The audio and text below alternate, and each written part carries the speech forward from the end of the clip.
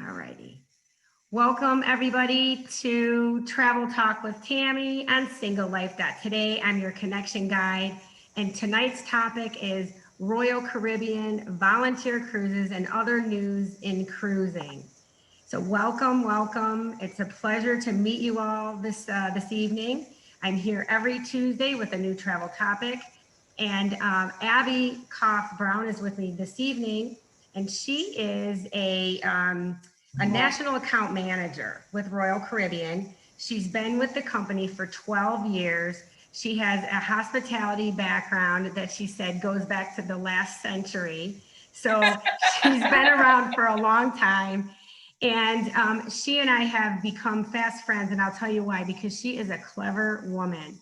And one of the things that Abby has advocated for us for many years now is helping us to get those cabins with the lower prices for singles. You know it as the no single supplement, and it's something that we've worked on for 27 years. But Abby is my ally at Royal Caribbean, and since she's in sales, we get it. She goes to the bean counters and tries to tell them why this is a really good idea, because we all know that we're a great market and that we bring lots of business to the cruise industry, and there's no reason we should pay double, but that's not always the case on the other end. So Abby, thank you for your helping us on that end, and we thank you for being with us here tonight to answer some really hot questions about the cruise industry. And it's just a pleasure to have you. Yeah. Thank you guys for having me. Hello, everybody. I'm like loving hearing all I feel like we just took a tour around the United States. We've been in California, New York, so we're all over the place. This is great. It really is. It's a delight. So Ab, we know that in all of this craziness with COVID-19, a lot of positive has come out of this pandemic. And I just wondered if we could just kick this off on a positive note, and you could tell us what's new. Are there any new innovations that have come out of the situation that you guys were challenged with that Royal Caribbean can say you're really excited to implement? Yeah.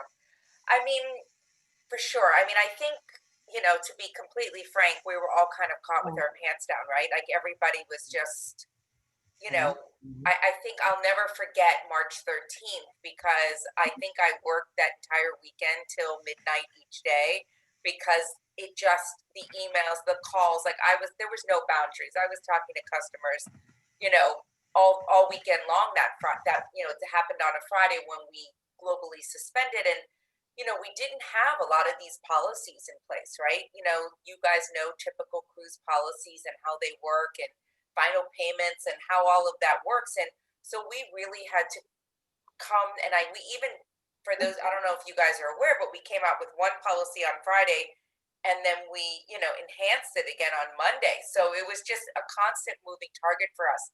So I think that it really, gave us an opportunity to kind of really look at a lot of things that had been in place for a long time.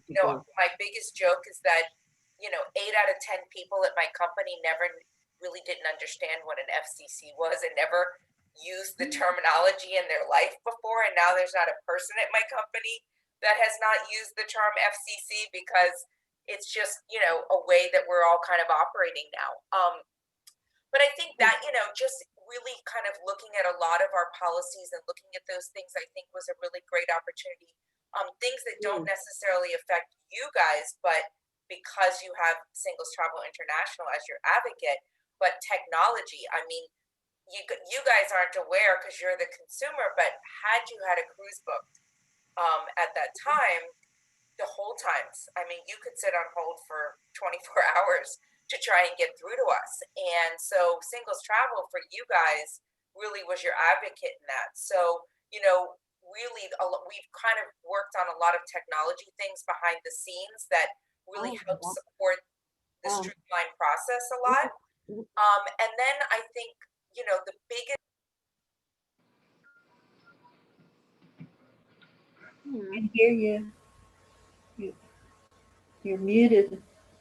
Oh, we really can't hear him. How I got muted? How did I get muted? I did it. Sorry. Oh, okay. Shame on you.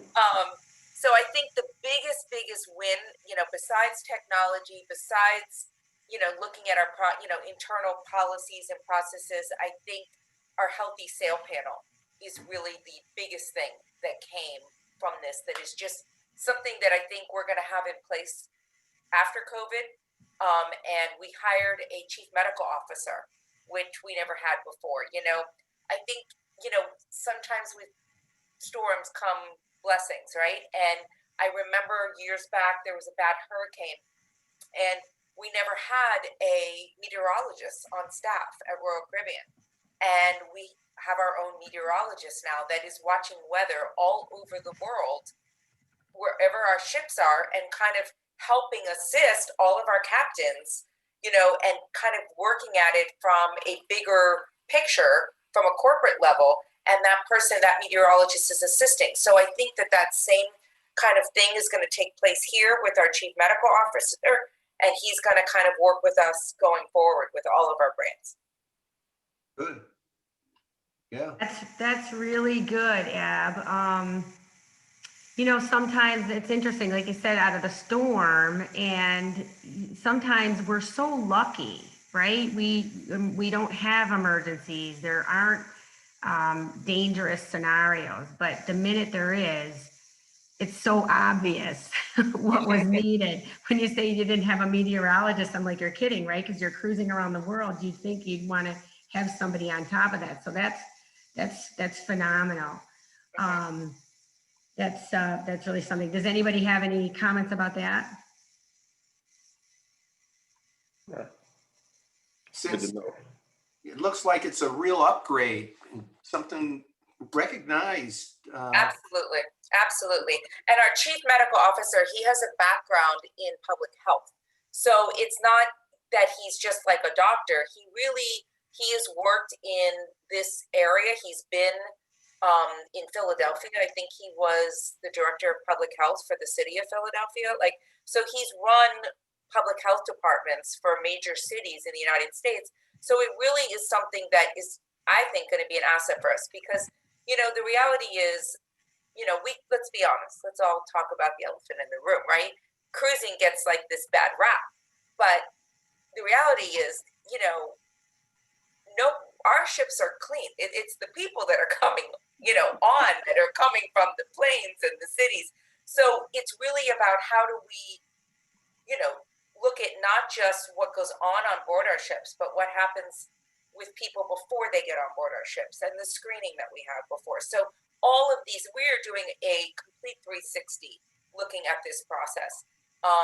And I really have to commend, and I know we're going to talk a little bit more, but Richard Fain, our chairman, has really been the driver in this, in just wanting to be innovative and open, and whatever we uncover through this process is really going to be something we want to share with everybody. This is not something that we're like, no, all of the, I don't know, all of the major cruise line chairmen, whether it's NCL, it was NCL, Carnival, Royal, and MSC, the big, massive, organizations. We have many brands under each of our umbrellas.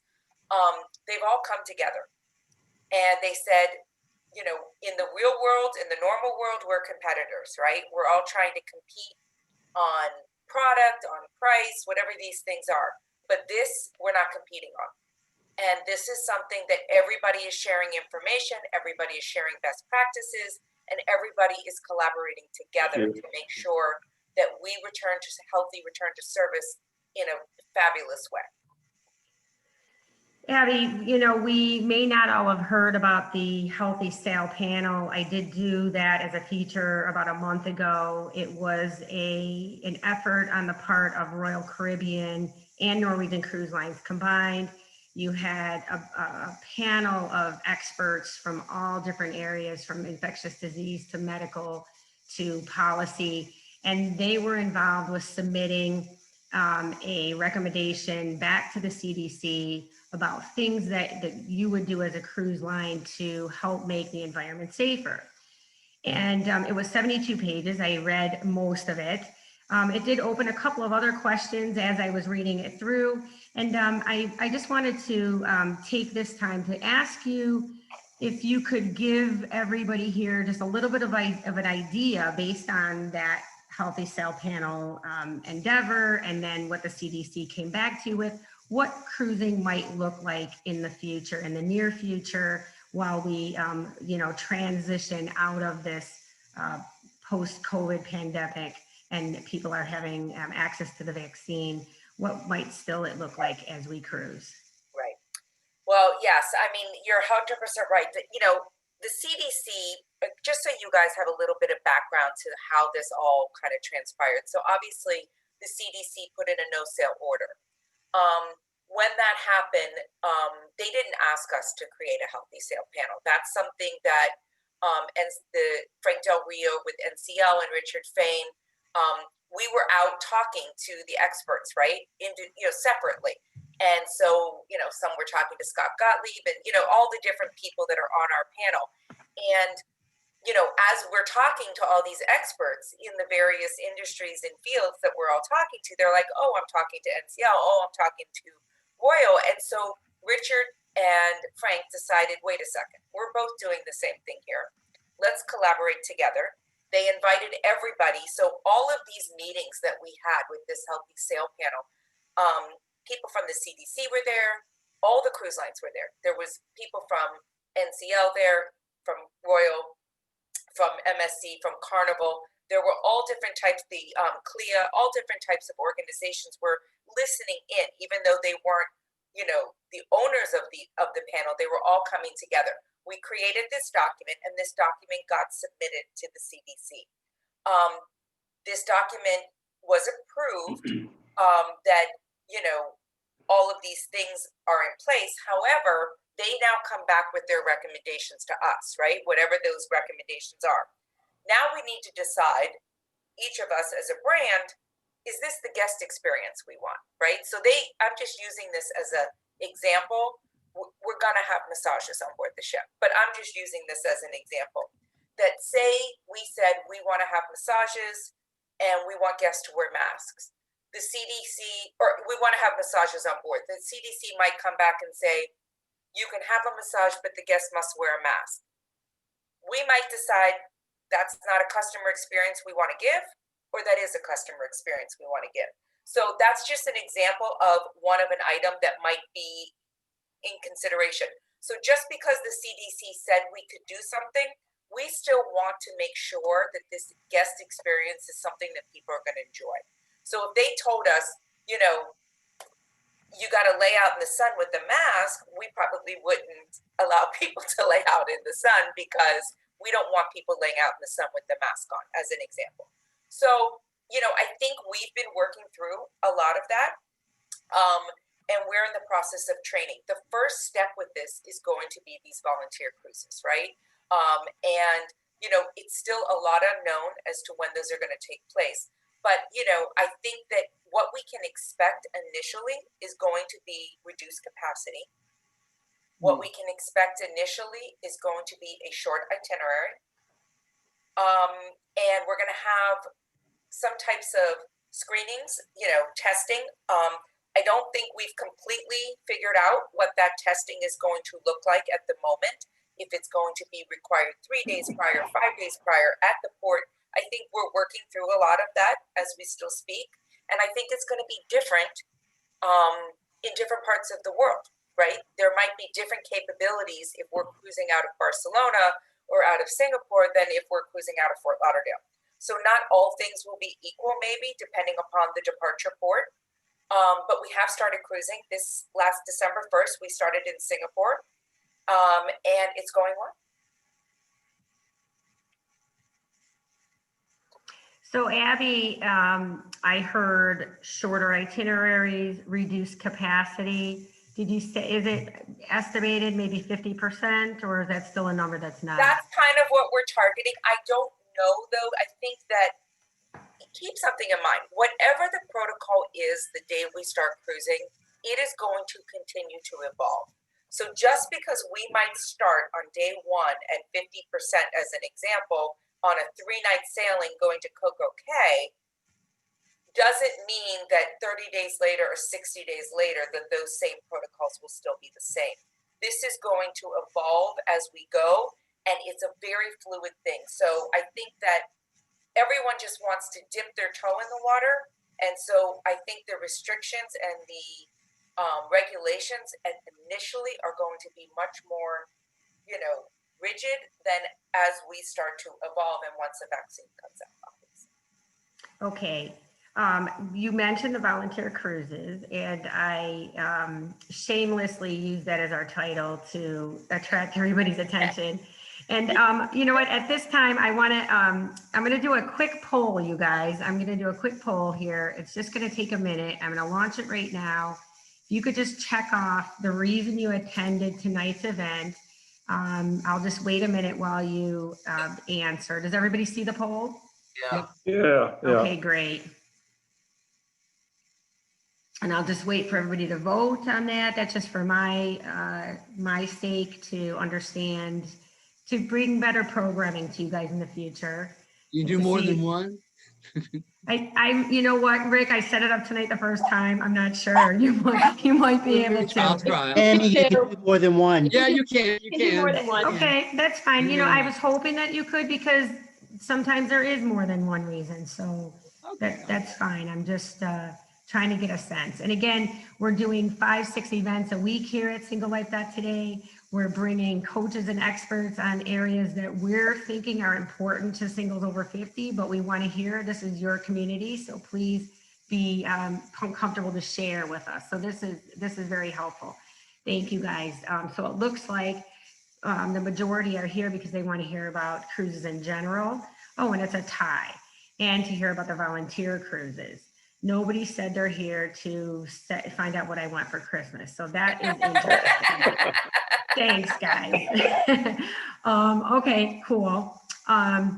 Well, because you have an interest in the volunteer cruises now, Abby, was super careful about, saying that there's nothing concrete about those right now. However, I do want to give everybody, if you haven't, now I know Janetta's already signed up. But for those of you who haven't, I'm going to give you access. I'm going to put in the chat right now a link to the Royal Caribbean Facebook page, which has a link, and then there's a form for you to fill out. So they attracted 64,000 members in just like 3 weeks time.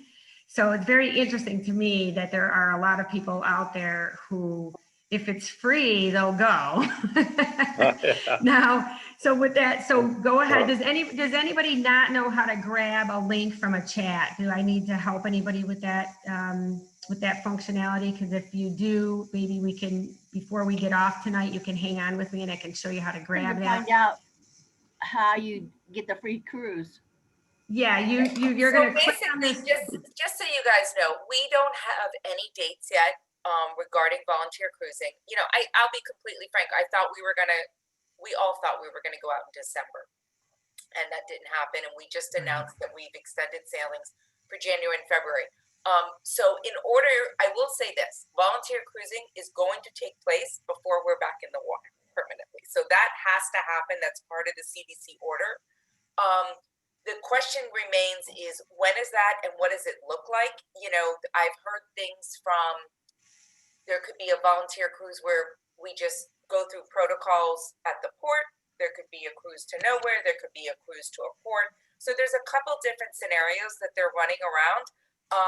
But yes, it would be an experience, but it's also going to be kind of a working kind of cruise too, right? Because we need people to actually run through our protocols and go and do things. So I think there's a lot of stuff that is still yet to be determined, but I think the best way is, like Tammy is saying, is go through that Facebook page. Can I ask a question? Why do you have to do everything through Facebook? Why can't you just go right to your website and do it? Well, I just think that our Facebook group is very active, and it's just a place that we market to our our loyal guests on there, and that's just a place. I'm sure there's got to be a place that you could go if you reached out on our website, but I don't That know. was Facebook has all nice. these algorithms, and as soon as you touch with something on Facebook, then they start flooding your Facebook I know. feed with The all only this problem other is stuff. there's It's no terrible. way, we don't have, this is an Terrible. easy way to keep a sign up and start pulling people, just because it's already a way to communicate back to them. We don't really have another platform unless you're a Crown and Anchor member, that might be another Mhm. way. But yeah, I just think it was just an easy, listen, this whole thing happened by circumstance. Vicky Freed, our senior VP of sales, hosts these little webinars to our trade community, and she just started talking about them, and the next thing I know, everybody, I mean, the president of our cruise line, he was like, it's a good thing he loves Vicky, because I thought he was going to fire her the next day. He got like thousands of emails he got about, I want to volunteer, and we all started getting emails. The call centers, everybody was getting these emails. So we had to find some way to centralize this. So that's kind of was the way we did it. Abby, I've got a question for you. First of all, I can't wait to cruise. I'm just that I got the money. I want to spend it. I'm ready to go. Tammy knows that too. When we're in a group, the singles group, we generally sit at one table. There could be 8 to 10 of us at one table. What are the thoughts going forward on how we would sit together? Yeah. So I think that, there's still some protocol. So I've had one training since this has all happened on the protocols. And they have not really touched yet on groups because everything got delayed. But I do think there's going to be some testing involved. And I do think that groups are going to have, there's going to be certain protocols in place specifically for groups, but I do think it's going to be assigned in some way if you're with your family or things, or whichever your group is. I don't know how it would work. Let's say you met somebody outside your group and you wanted to sit with that person. There might be some other protocols for that initially, but I don't want to speak too much out of turn because I just don't know yet. They're still kind of giving us a lot of that information pertaining to groups. Ron, I can tell you that what we're doing now, because we had 2 departures since March, and we are doing 2 things. Instead of 8 people at a table of 8, we're doing 4 at a large table. We're trying to do a large round, could be a large square, but we're putting 3 to 4 at a table. Outdoor space is where we're focusing.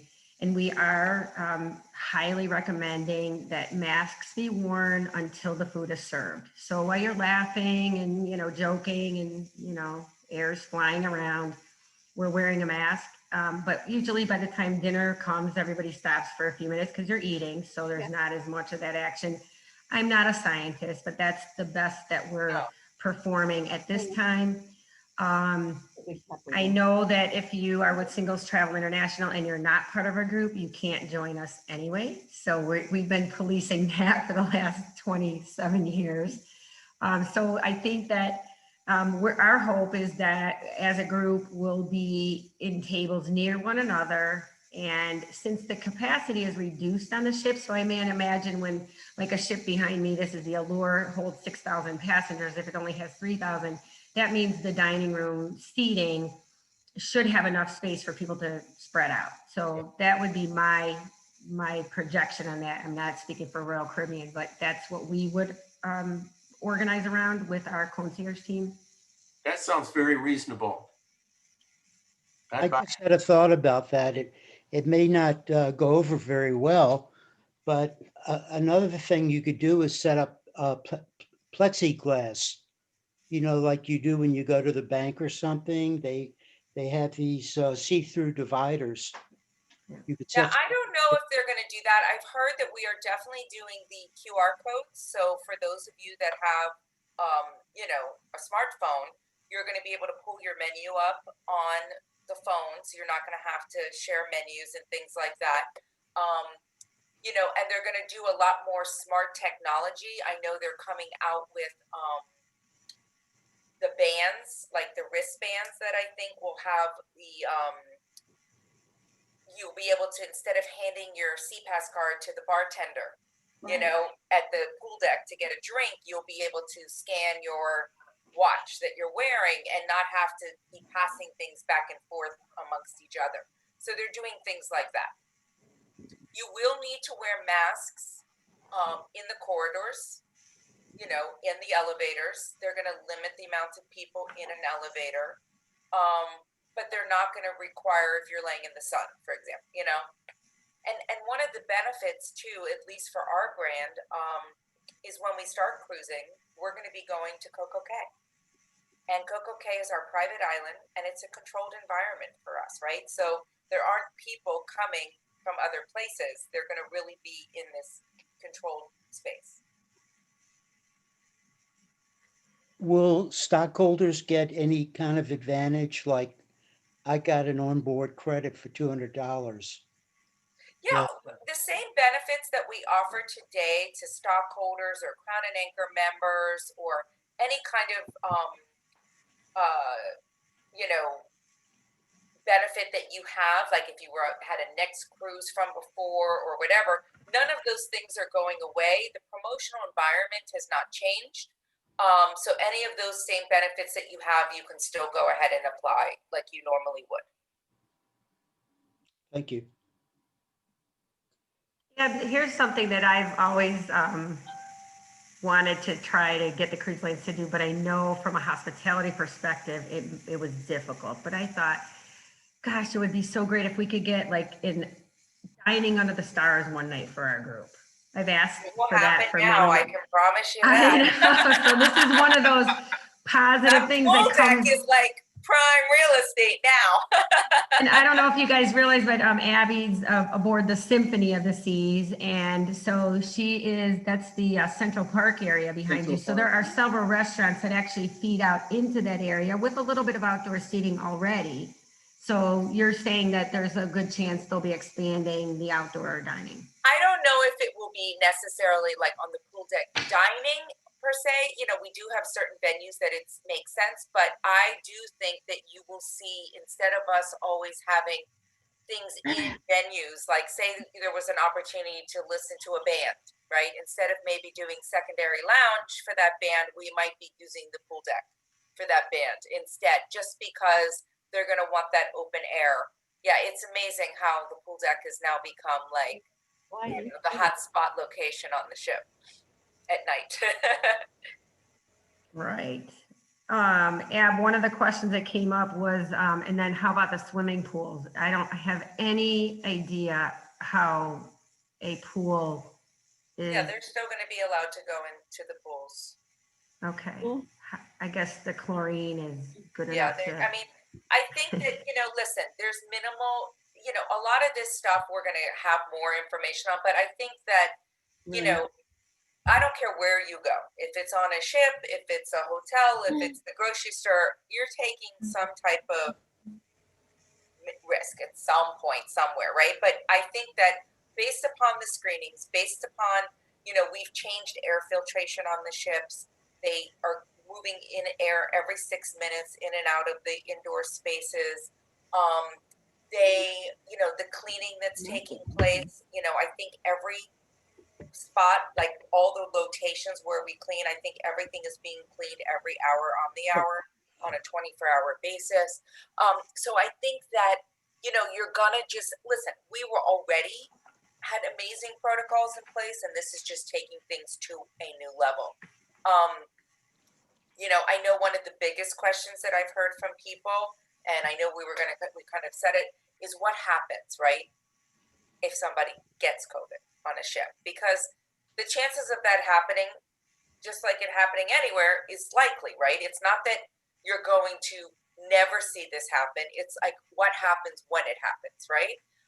And we have now gone ahead and, first of all, we've increased all the medical staff on board every single vessel.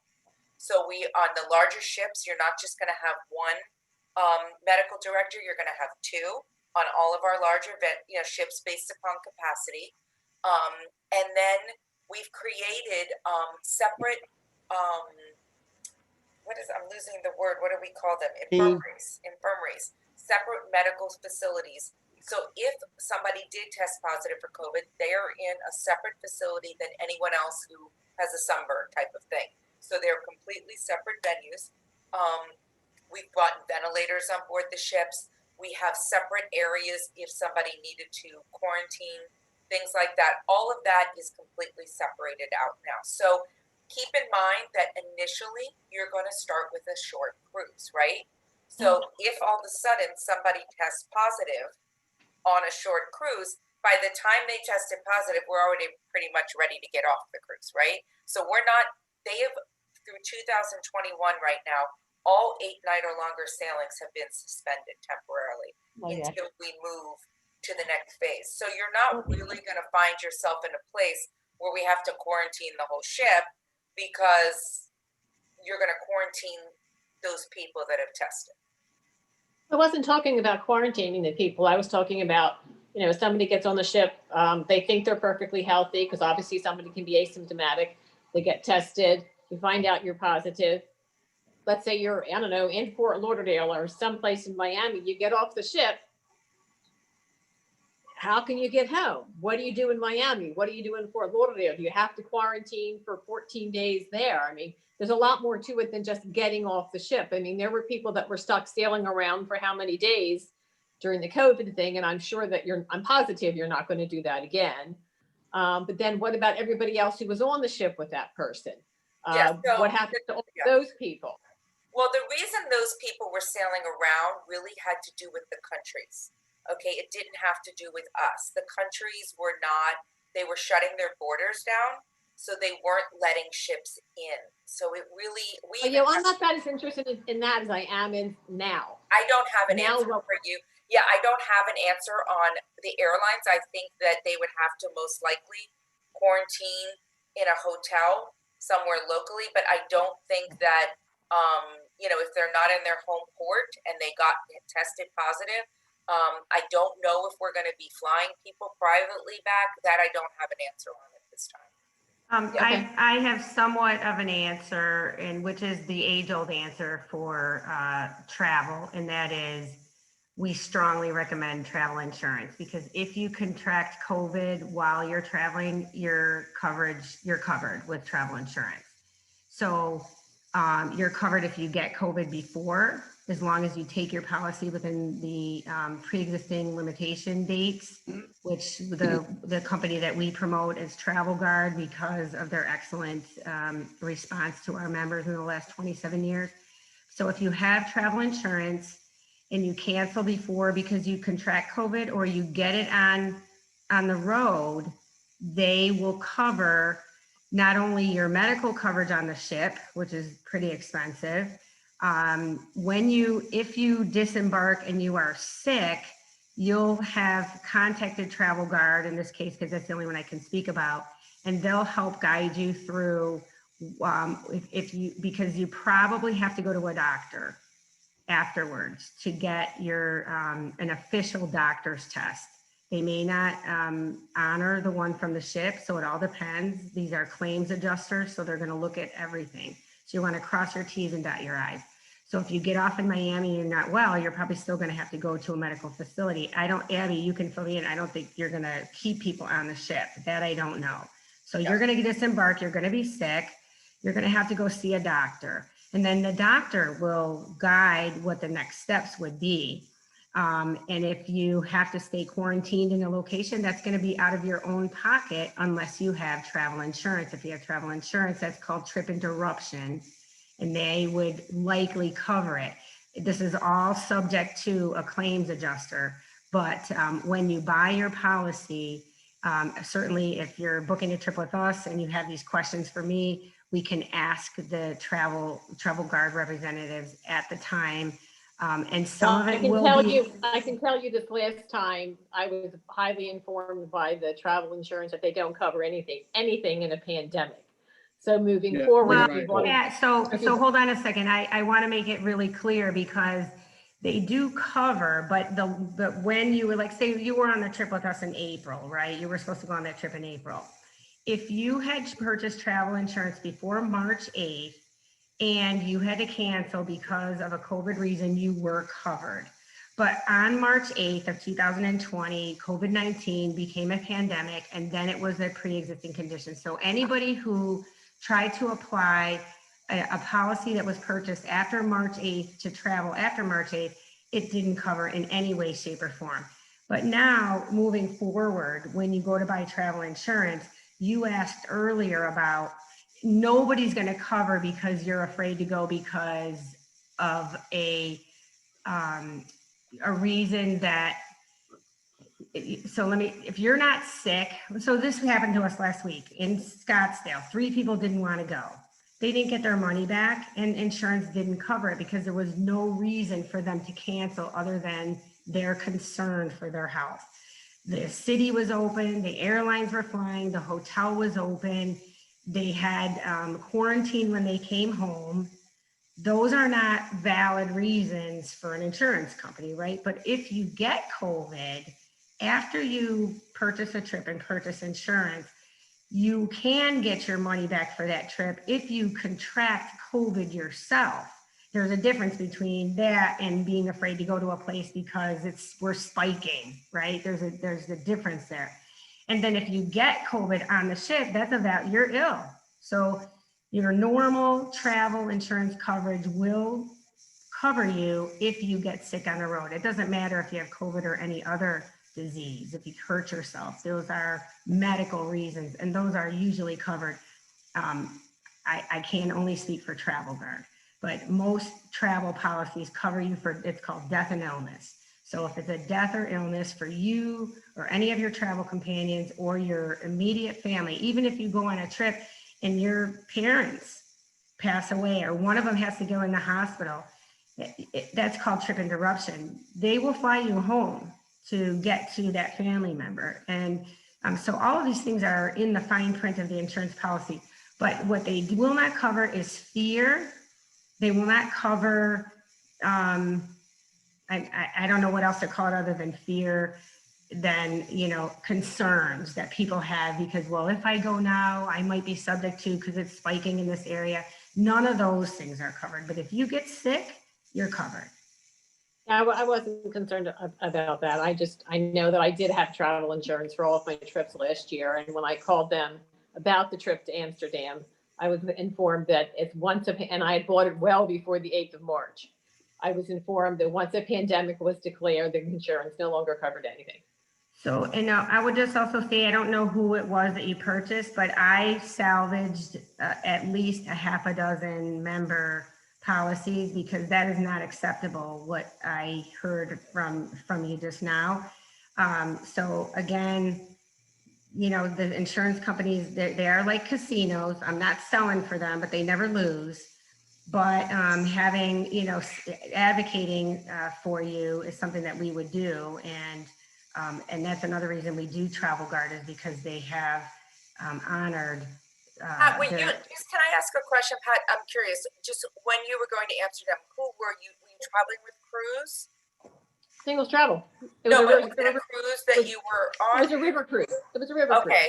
And did you were saying they didn't let you cancel, or they didn't let you? What I'm saying is that the travel insurance policy, I called the travel insurance people before, after the pandemic was declared, when it was still an epidemic. And if I couldn't have gone, it would have been covered. But once it became a pandemic, they said their policy specifically excluded a pandemic. But then of course the river cruise canceled and we got our money back. But I have another question having to do with cruising. Like when you're on a cruise ship and you're out on the sun deck, you guys put those chairs right next to each other. So I would assume all of that protocol would have to change moving forward for where you would put everything, how you would be sitting people, how you would be using even the hallways aren't narrow enough to, are so narrow that you couldn't possibly. You're gonna have that reduced capacity, right? So right. I know it sounds hard to imagine. I mean, I've literally been on an Oasis class ship before when there's not a single stateroom to be had, and somehow I'm still the only person in the elevator. Or I've gone up to Starbucks and I have a bigger line here at my home Starbucks in Florida than I do on the cruise ship. So I always wonder, where are these people? Because we do a fabulous job already on our ships of having a great spatial ratio per person.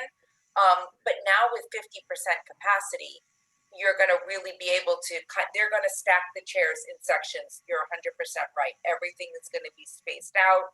It's not going to be on top of each other. There will be that social distance. I would think they have to, because there's, I mean, I've been on a lot of cruises, and the one ship we were on when we were in Greece last year, which is I'm drinking tea from Greece. Yeah. It was the whole 1,500 people, and there was like 250 or 300 of us on it. I mean, it was like magnificent. It was like we had the ship to ourselves. Exactly. It was one of the best trips ever, actually. It's great. It's really a great thing. And even like going to see a show, for example, right? You're going to want to go to the theater, and they're going to have social distancing in the theater. They're not going to have everybody just, oh, let's fill up the front and get all that. It's going to be spread out throughout the theater. They're going to ask rows to disembark the theater because they don't want everyone just crowding into the aisles and leaving all at the same time. So all of that is being, I mean, every single detail of this is being thought through. Even in the casinos and the gambling tape, all of that is being looked at, every single area. Abby, Oh, I'm sorry. Go ahead. okay, I have a cruise that is a transatlantic that's leaving in April. I'm getting ready to pay my final deposit. It's 7 days to get from New York to Southampton. Do you think that'll be a go?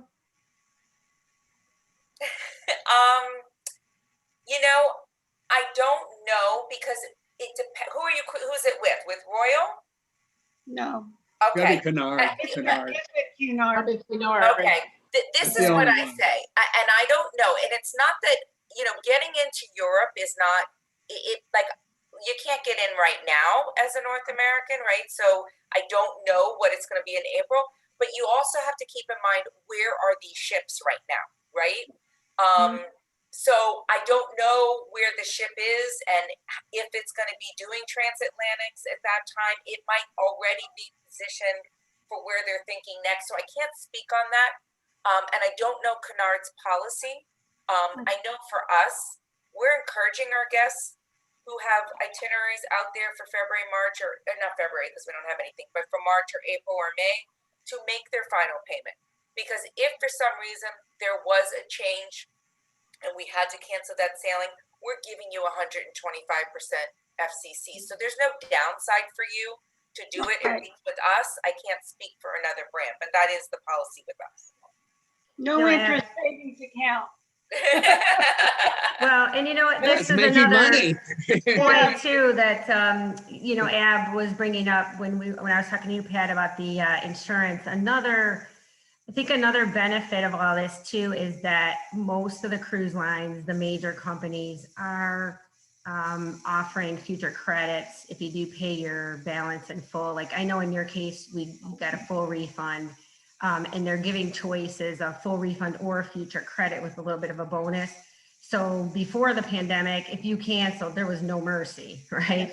There was no mercy. That's just the way it was. And that's so fair. They have to fill a 6,000 person ship. So if you don't show up, your space goes empty. But so a lot of the companies are trying to make it easier to decide, because all of you guys, you're all avid travelers. And I'll bet if we added everybody's trips up that got messed up in 2020, I bet we each had at least 3. There's probably 50 trips that we all had money out on.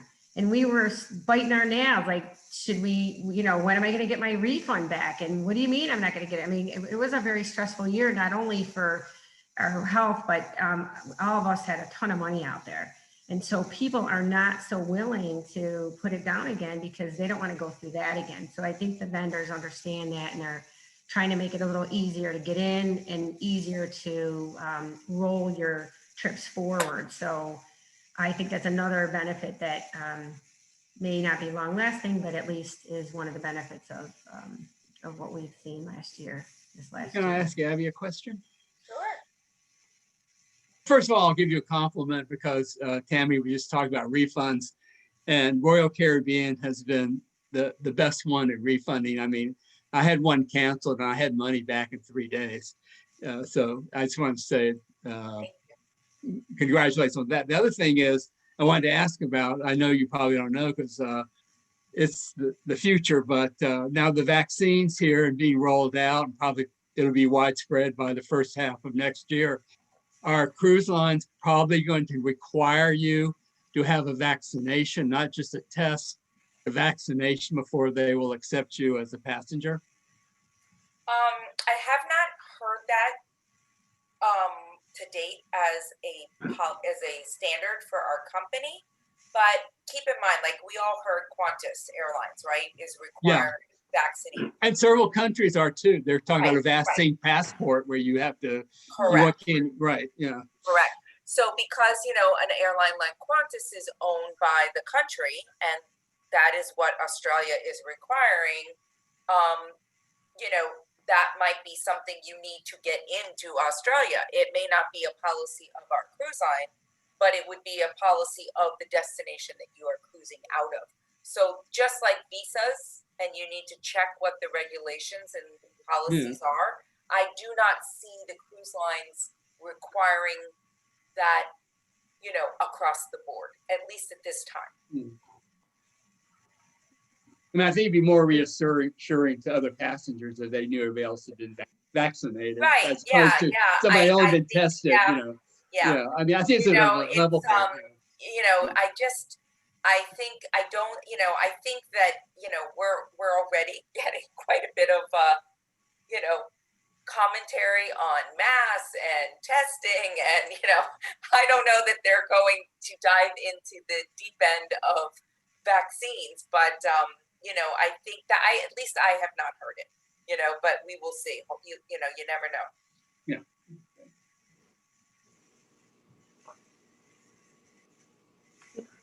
Hey, Tammy. Yes. I've got to sign off. Nice to meet you. Okay, Brad, it was awesome. I can't wait to see get you. back with Royal Caribbean again. Like I said, I was just on the Allure for New Year's, which was just recently canceled. So I don't know. You know, you're talking about the health insurance. Just one thing that, you know, I'm on Medicare, and most of us are, I guess. Well, anyway, some of us. But Medicare won't cover you overseas. So, you know, you have travel insurance and all that other kind of stuff. Medicare won't cover you overseas. So I always get travel insurance.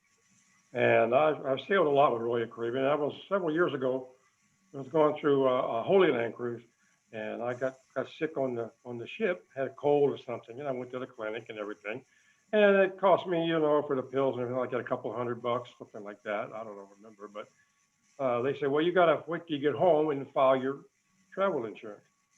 Well, I get home and file the travel insurance. It says, well, you got to go with your primary insurance first, and we'll cover what they don't cover. Well, Medicare is not going to cover anything. So before I could go with it, then I got to go to TRICARE because I'm retired military. So TRICARE, I'd have to go through them to see what they would cover, you know, and I figured for $200, forget it. I ain't doing all this paperwork, you know. Yeah. But it was just a situation that I had that one time, you know. So. You know, Brad, too, and that's, we'll have to have a future one on insurance, but Jenny and I were talking about this today. You can have primary coverage and secondary coverage, and usually the secondary one's less expensive, so people are like, oh, but you don't realize that until after the fact. I had TRICARE also, and yes, if you'd have had submitted, they would have paid. But it did a bunch of paperwork, and it would have taken a long time to get it. Yeah. Well, I just want to say one thing about travel insurance, and not particularly the medical part. I've been on 3 cruises where people had to be evacuated, and one of them was in the South Seas, far from the nearest land, and that's the real reason you want it, because you have to be evacuated. That's extremely expensive, and you always want the highest evacuation limit you can get. Yeah. You know, Rick, I was curious about that when we started doing our Antarctica cruises, and Travel Guard, that's just one company. They said they have 1 a day. Yeah, I've used Travel Guard before. They're great. Yeah. Right, but I mean, what I'm saying, I guess my message is the odds So Yeah. if there's one a day, that's a pretty, I thought that was high Yeah. odds. I thought, It's not as rare as you imagine- think. Yeah. Yeah. Yeah, it's not as weird. So, well, Yeah. I know that we're coming up at the top of the hour, and if you want to stay on and ask more questions, that's fine. I just wanted to, for anybody that has to jump off, be respectful of your time. I had one more question for Abby, but like I said, we can hang out if you have time and you don't have to go somewhere else.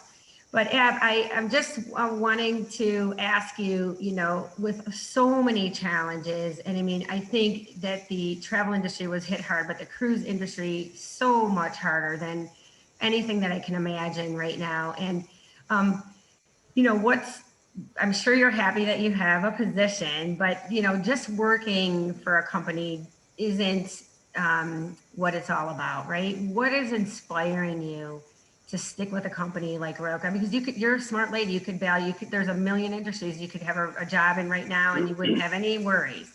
So what is your inspiration to hang out with a company like Royal Caribbean and see this through to the end? Well, it gets me choked up a little. You always say, your character is seen when, like at the worst of times, not the best of times. Everyone can be nice and great when it's easy. It's hard to be nice and great when it's tough. And I have to say, like, I feel like our chairman, Richard Fain, is like my North Star. And I mean, there's 40,000 employees at our company, and he is communicating with us on a bi-weekly basis. He holds webinars for our entire company. He gets on, he talks to our travel partners. He gets on I'm sure many of you have seen him on MSNBC or any of the different networks speaking. He's out there, he is present. I have emailed him, he emails me back. I mean, he's just an amazing, amazing human being. And he's leading us all really just so gracefully through this. And he is committed. He's been with us for 40 years. He's committed to making this work. And this whole Healthy Sail panel, I think, is his baby. And he wants all these best practices to be shared with everybody. So, to me, if he's smiling, I'm smiling. So he's really what's getting me through.